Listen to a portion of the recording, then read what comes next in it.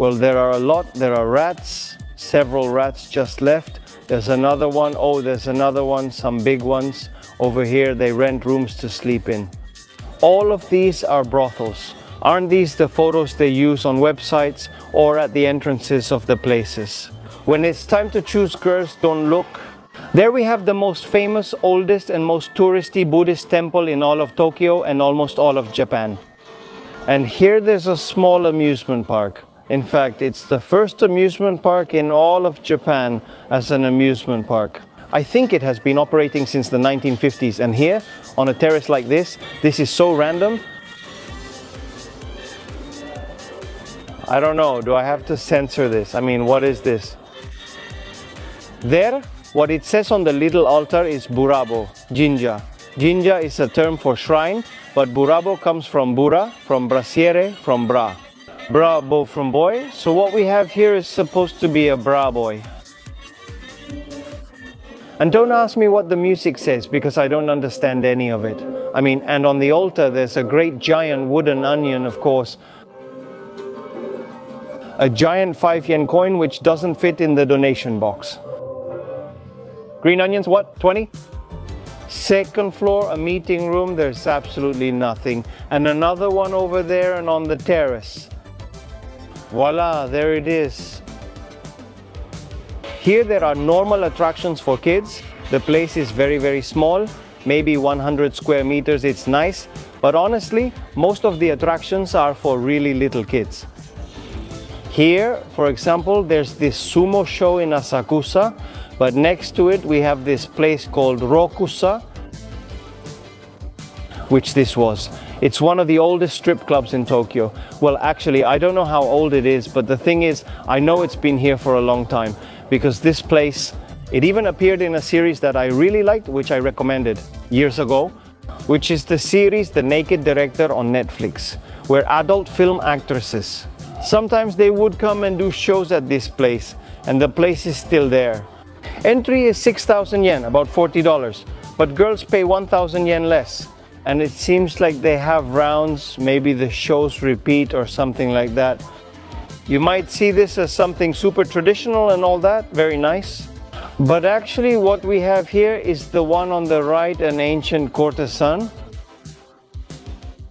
I mean, well, the ancient courtesans were not only there to provide services for men, but they were also a kind of artist. Well, they were very good at poetry, at conversation. Well, they had a lot of extra qualities, okay? And this colorful place behind me is an old theater that's been here for a long time. I don't know how many years either, but it's very popular. Because this is where the character Bit Takeshi was born. I mean, the actor Takeshi Kitano, who is an actor and director of mafia movies from the 90s. What do I know? Well, he started out as a comedy actor, which is great, right there in the center, he's really good. There's a movie about his story called Asakusa Kid, showing how he started here. It's really good and I recommend it. I believe it's a Netflix original. And as a fun fact for those who know Takeshi Kitano, Beat Takeshi, it comes from the type of comedy he performed in, which is called manzai, which is kind of like a duo comedy. And always the duos. These have a name, a very random name. The thing is, they were called Bit, I don't know what, so his partner, whose name I can't remember, was Pepe, Bit Pepe, and he became known as Bit Takeshi.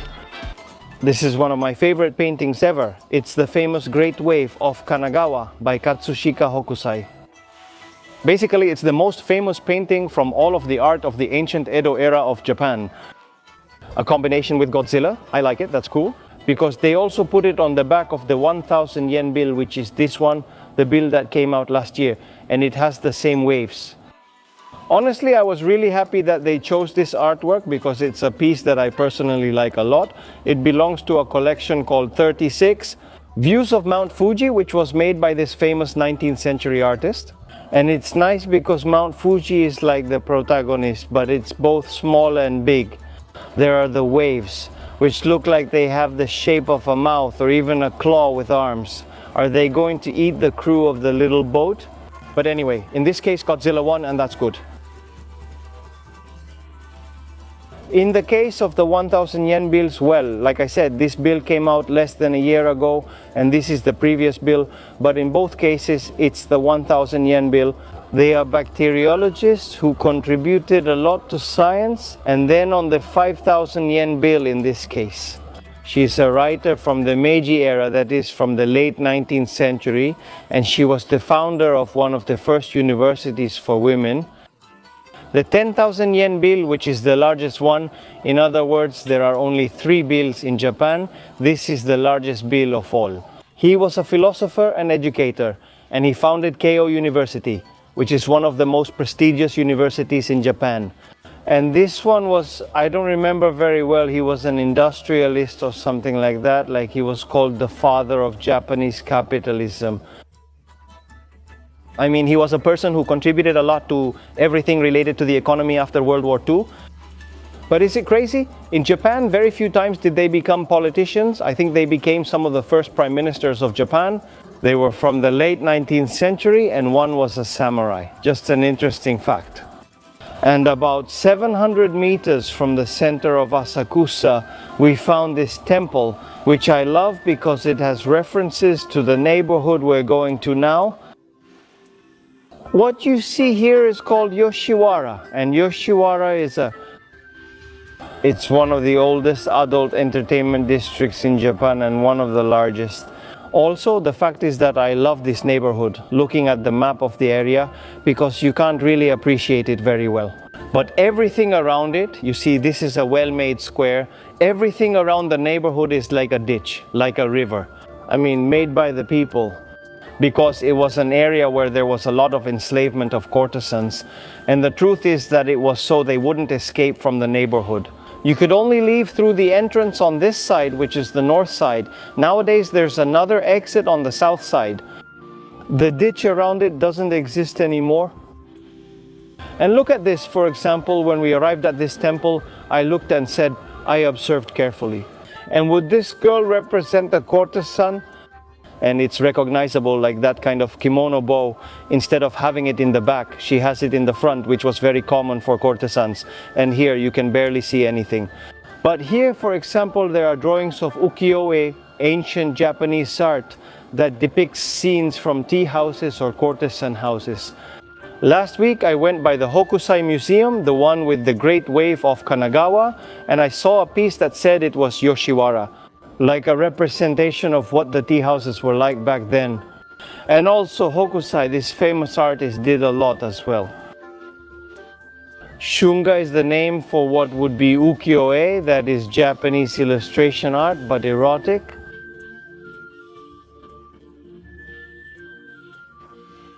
And the fact is, look, Hokusai was a person who basically was born and died poor. He was good. Like many artists in the world, there were many super famous and very important artists, but most of them died poor. And him? Erotic art sold well. Look how curious this street is. It's shaped like a snake. I think this has been preserved since ancient times, so to speak, because they made this path so it wouldn't be too obvious. Where was one going? Or what happened in Yoshiwara, where every street was perfectly straight? But I love it because here is the entrance to Yoshiwara, and here there's a little park full of kids and a garden, a daycare for children. That fusion, those contrasts, honestly, sometimes they're incredible. In Japan, yes. And that temple, the one we just passed, I never knew it, but I have been to this temple. As far as I know, I go to the end of the street. Supposedly there was a ditch there. I mean, there wasn't a street. It was more like a kind of river, not a canal. Look how beautiful. Here in this sanctuary, there's a drawing from some anime. I don't know which anime it is, but it's a character who's a courtesan. She has the obi in front. In fact, I'd almost say she's an oiran, since oiran were like the highest ranking courtesans, the ones of very high status, and it was very expensive to hire them. They were so expensive and so exclusive that people couldn't just save up and spend a night with an oiran. Instead, they could choose their clients, who were from the highest class. Here they all have the obi, the bow in the front on the stomach side. However, there are some who don't. But let's see, I think this is a representation of what Yoshiwara was, right? I mean, let's be clear. Currently, arts like Yunga, this erotic art, were quite popular. It wasn't frowned upon because, of course, what happens is that Japan doesn't have that sense of sin, like in Christianity, where sex is seen as something impure or something like that. Instead, it was always seen as something instinctive and natural. Yunga drawings and things like that, they were given as wedding gifts, and both men and women bought them. Everything is fenced off, plus the small ditch, right? On old Edo era maps of Yoshiwara, it's always marked in blue, like a river. This is the main avenue in central Yoshiwara, and we're already inside the area. But the first thing we find is a regular apartment building, regular houses. Let's see. Now we'll go deeper into the alleys and see things that better define what Yoshiwara is. No, well, come here now. For example, you can already see all the signs, I can assure you. And I can totally guarantee that all of these are brothels, right? Honestly. This is a neighborhood I don't pass through often. It's not like Shinjuku or Ikebukuro where they have their own red light district area. But there are places to go for a date, to eat and drink. Here, it's not a neighborhood that's 100% just brothels. And of course, if you find something that's not that, it's something ordinary, like a supermarket. The rest are homes. And the fact is that this neighborhood isn't very well connected either. In Tokyo, it's common to exit a subway station and instantly see something that identifies the neighborhood, not just anything. If it's a bar area, it's 20 meters from the subway exit. But this neighborhood feels isolated, like they never wanted to connect it well. And these gentlemen, for example, who are at the entrances of the places, are the people who welcome you. When you enter a place, you say, hello, how are you? Oh, okay, yes, go ahead. They show you pictures of the girls and tell you the prices and details. But that's right. Yoshiwara has at least 100 or more completely adult entertainment establishments, and it's the second largest in Japan.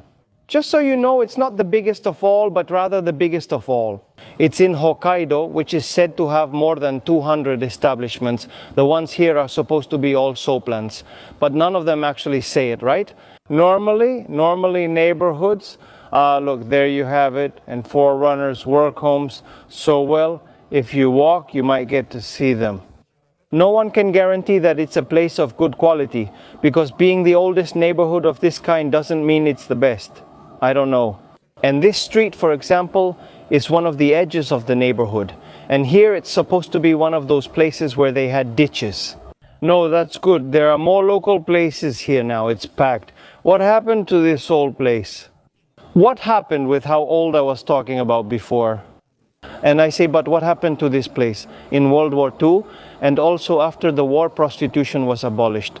In World War II, everything was bombed, almost nothing remained, just like most of Tokyo. I mean, it makes perfect sense, but many people gradually started coming back. And what happened when prostitution was abolished? In Bueno, was it already there? Right away, they started looking for legal loopholes, like calling them dating bars, cafes, and things like that. They immediately started looking for legal loopholes. So let's say that the place, except during the time of bombings, this place always operated. And now I just remembered a really good story. Well, I don't know if you've seen the series Shogun, which won many awards, produced by Disney, and is based on the story of Ieyasu Tokugawa. It's just that, well, they changed his name in the series. But there's a scene that I really liked, and it's a spoiler for the end of the series. Still, it's not an important spoiler for the story, but there's a scene where people are returning to Edo, which we know today as Tokyo. That girl with the designer bag is probably a local worker. The thing is, you saw a group of people, among them was a madam who owned a tea house, that is a house of courtesans, saying in a completely empty place, in a vacant lot, saying, I imagine the tea house is here. Like she said, I'm going to put a lot of tea houses here, houses of company, who knows. And next to her was another person, a foreign Portuguese man, saying, oh yes, I could put a church here, I don't know what else. And the funny thing is that if you know a bit about Japanese history from that time, you know that it's most likely a way of saying that this was the future. Yoshiwara, because Yoshiwara was founded, let's say, about a decade after that lady arrived. And the Portuguese guy who was hoping to build a church once Tokugawa came to power, at that time Christianity was banned and all the Christians were expelled and Christianity was prohibited in Japan. So the church was never built, but the brothels were, the courtesans stayed, but the monks didn't. And here, for example, it's full of cars that belong to the establishments. Since it's not well connected, they can take you from the exit of the place to the station. Or let's say a short nearby distance, because yeah, there's no public transportation here, in quotes. I think the nearest station is about 15 minutes away on foot. It's not that funny either, because here in the middle of the neighborhood, there's a place that says photo studio, and it has all these photo sessions, which of course are the photos they use on websites or at the entrances of the stores.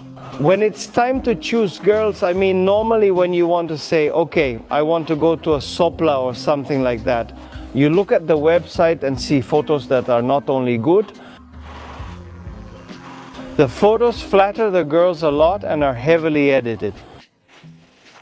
Interesting, but it really catches my attention because walking around the neighborhood, sometimes you could see not only girls arriving by taxi, getting out, and you could tell they were going to work, but there were also other cases of girls who were dressed in a way that you could tell they didn't leave home like that, almost like pajamas, I would say, with a different kind of outfit. And you could tell that the situation was like, okay, now you worked at this place, now you have to move to the other place, I'll help you carry your things. And I saw the girls accompanied by staff going to another place. But it's very interesting because you can see it here, you can notice what the girls who work here are like. There are all kinds, but that's true. Most of that square that used to be Yoshiwara has more houses than adult establishments, but in the past, all that space. It's said that about 80% of all the buildings inside the Yoshiwara area were all for the same thing, let's say the other 10 or 20%. They say it was mostly places to eat or small theaters, but really everything was focused on adults. And what's more, minors weren't allowed to enter the Yoshiwara area, although sometimes there were some who actually were minors working there. Not cleaning, running errands, or, well, there are many girls who are said to be from the university, and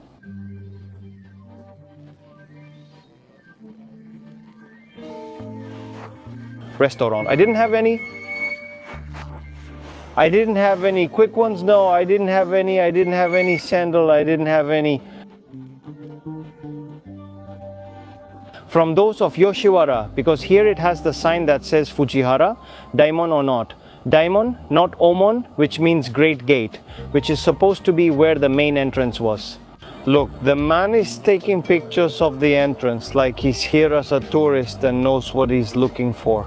And also, the street here is curved. The curved street is very interesting, right? It's like they wanted to make it a bit discreet, right? Going back to the topic of Hokusai, the artist I mentioned who did Shunga, not this kind of art. And at home, I actually have it as a poster on a cloth called tenugui.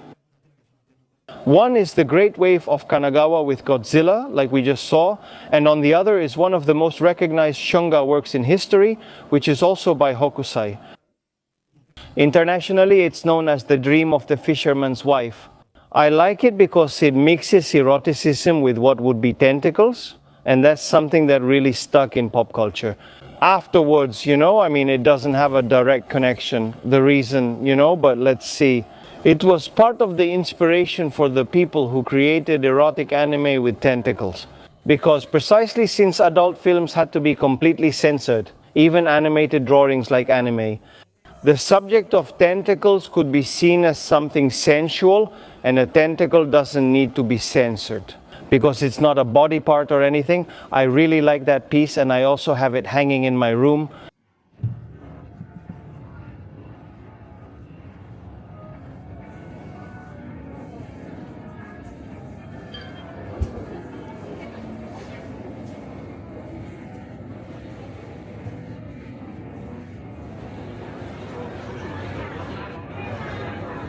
And just a 10-minute walk from Yoshiwara, we have this park, which, well, there it is.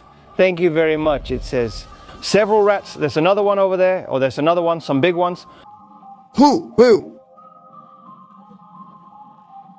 Whew, but it's infested with rats. That's good.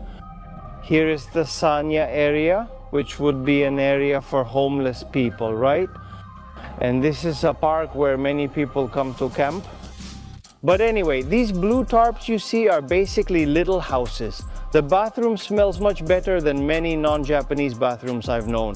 But you see that here, it's like they camp here, and here they do their work collecting cans and selling them. A man lying there, same thing. I've already explained it a million times here. Homeless people are not dangerous or anything like that. They're not criminals. They're just people who want to be at peace, that's all. But many of them are sleeping. Since it's cool today, they're probably doing fine. Because honestly, summer here is really tough. And living out there in the park must be very, very, very hard. It's been 2 years since I last came around here, and the neighborhood looks a little nicer now. Still, during the day, the homeless people usually come out a bit more, whatever, but I love it because they gather here, because there's a social center here. So that's good. The thing is, this neighborhood also has its own history. Why are there so many homeless people in this area? And it's because in the past, strategically, this was an area where there could be a lot of jobs that paid cash on the spot daily. I mean, there was a freight train station near the port, and here there were a lot of unskilled jobs that anyone who needed work could do. And of course, that caused a lot of people from a very low social class to come looking for work, jobs that paid by the day. The ones from the real city, they also set up many things, as I've explained before. But for a long time in this area, there have been a lot of what are called doyas, which are basically, well, not really homes. They're like pseudo hotels. They rent you just a very small room to sleep in. Years ago, we passed by here, and this was one of the strangest doyas of all. Look, this is a building. There are rooms to sleep in here, and the last time we came, it didn't have so many plants. Let's see if you can get a little look from outside at the hallway full of trash. Who knows? Who knows when? Well, the door's open, but anyway, come on. For example, here the night costs 2,500 yen, which would be about $15 a night. And this one over here, I have no idea how much it costs. There's a coin locker here. The thing is, coin lockers make sense in train stations, busy areas, things like that. But in this neighborhood, there aren't coin lockers in the middle of an ordinary neighborhood. Because there are a lot of people who get a day job, come here, leave their belongings, go to work, come back and pick up their belongings again. Maybe they'll sleep on the street or find shelter since they got paid for the day. Maybe rent one of these doyas, but it's very interesting because it's something that preserves that work identity from that time. These coin lockers, it might sound stupid, but yes, the lockers did make me think a little, but it's full of doyas, everything. It's true the prices are around 2,000 yen, and some mention air conditioning or a television. As far as I know, it's the only neighborhood in Tokyo where there's a high concentration of doyas. Of these, look at that one over there, it's tiny. It would be like a kind of police station. But the one in this neighborhood is pretty big. It has 4 floors, and that's unusual because, of course, people were arrested very often in this neighborhood. Many demonstrations by unions, labor organizations, or pseudo-unions. Look here, this, for example, is the Christian center that was set up to help low-income people in this area. I had never opened this place before, and I've mentioned it many times before, but here there used to be this street. It was covered, and in Japan there are many central streets that are covered. And of course, since a lot of homeless people settled in this area, they removed it because, of course, since there was a roof, it was a shelter for sleeping, and they took it down because they wanted the homeless to spread out a bit. But look, there are houses, very old buildings, but there are also very new buildings. I mean, the neighborhood. Honestly, it's changing a lot. Every time I come here, the first time I came, it had already changed a lot. And now, honestly, it's very, very, very different. Some old buildings remain, but they're gradually being replaced, making the neighborhood nicer. Let's see if you notice the differences and contrasts in everything we explored today. But we started filming just an hour and a half ago, at most, and there are some very different contrasts. And honestly, I found this video interesting. See you next time. Joe, greetings to you, your family, your pet, and your annoying neighbor. Bye.